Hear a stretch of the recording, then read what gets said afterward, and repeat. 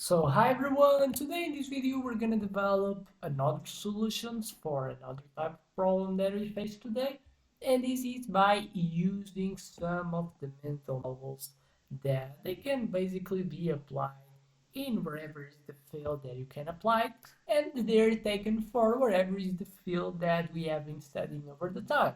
And you don't really need so to always be like so reading along an extension of books and things if you can just like the abstract concepts that they want you so to take, and then so we're gonna use it in order so to apply and create solutions that are in a non-technical way to see it because you're not studied enough so in the field, but you can see just by knowing and grasping you are can already create like good type of solutions for the problem. They have some type of logical sense. And then so what's going to be today is going to be the problem with the modern health. So what are the modern health issues that we face? And we have mental health disorders, burnout, sedentary lifestyles, and poor nutrition. And you're going to see that the majority they have kind of some pattern why they're happening today.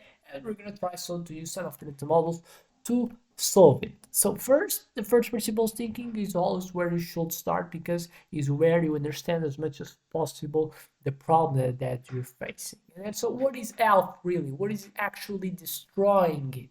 So health is physical, mental, and social balance. And what are the modern destroyers of health? They include sedentary lifestyles, ultra-processed food, sleep provision, chronic stress, social disconnection, and digital and environmental overload. The application redefine the problem how can we design daily life to align with our evolutionary biology and natural rhythms. So, understanding better what is so the problem that you face? What are like things that so created so destroys the problem?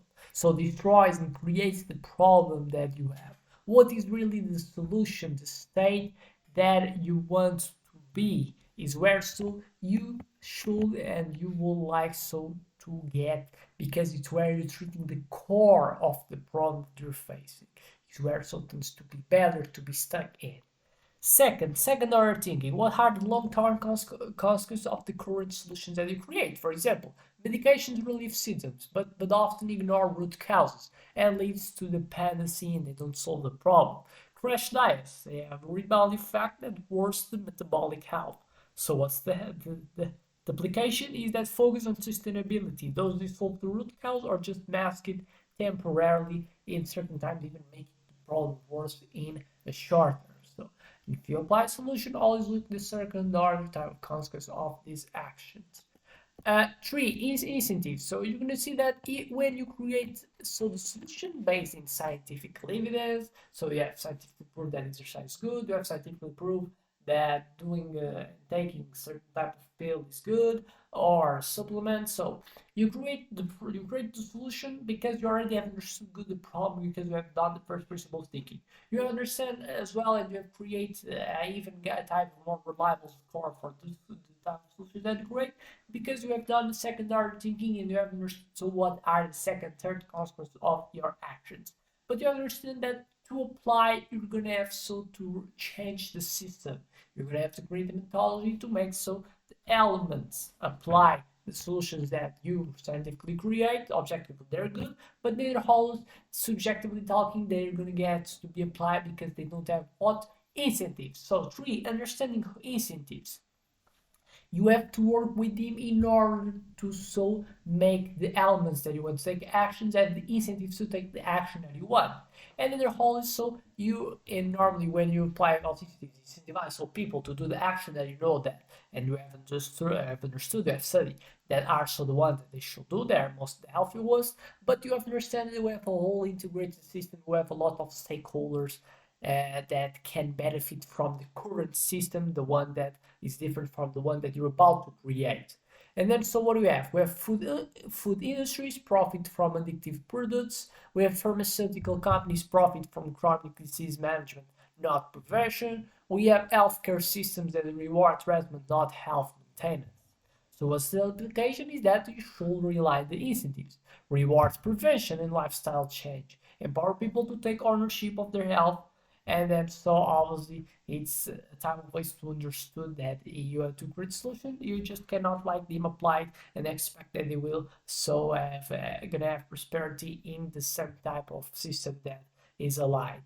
So for normal CBBs, what's normal isn't always healthy. So eating junk food daily is normal but biological harmful. Sleeping 5 hours a night is common but deeply damaging. So what's the implication?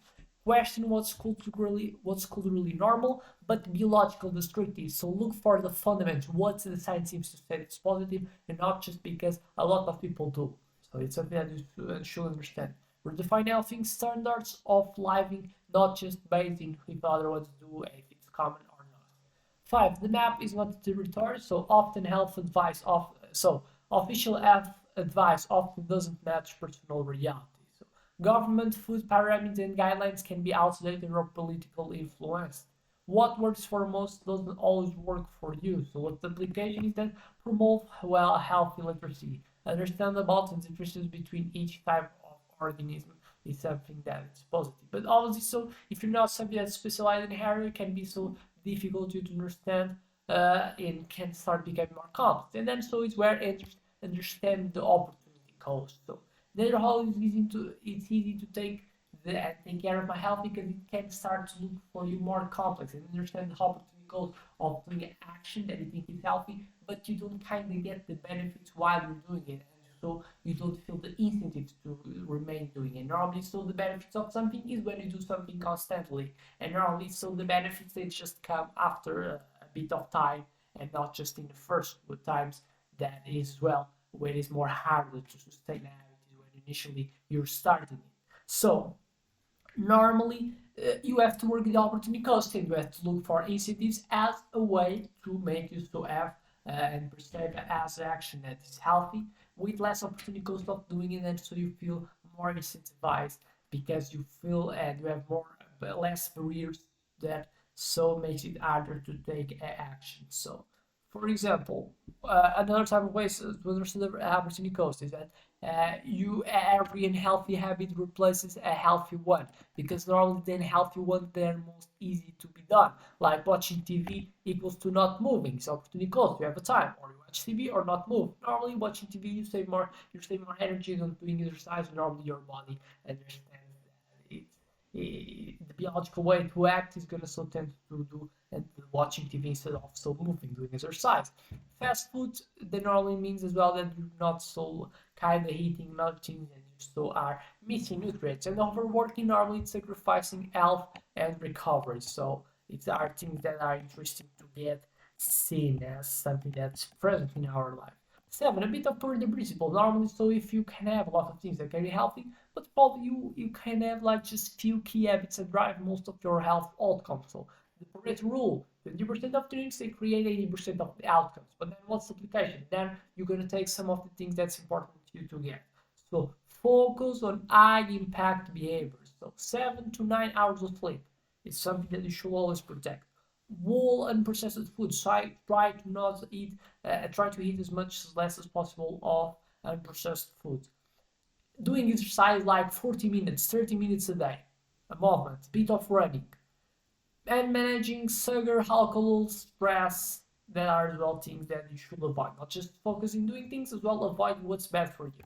Skin in the game. Decision makers should bear the consequences of their policy. What's the application of that? Demand accountability from public health institutions, food companies, and influencers, and encourage healthcare professionals to embody what they teach. Can be something that's positive in making so the people having more life and be reliable more the action that so they can they recognize because people will understand it that others as well are doing it and then so there's something with the consequence of what they are promoting. So with that, I expect that you have liked the video enough to put a like. I expect it was good enough so to make subscribe to the channel. I hope to see you in other videos that this channel is about to produce, and I hope to see you as well in other videos that this channel has already produced. So without much more to say, just thank you, and so I hope this video has served to you in order to increase the health.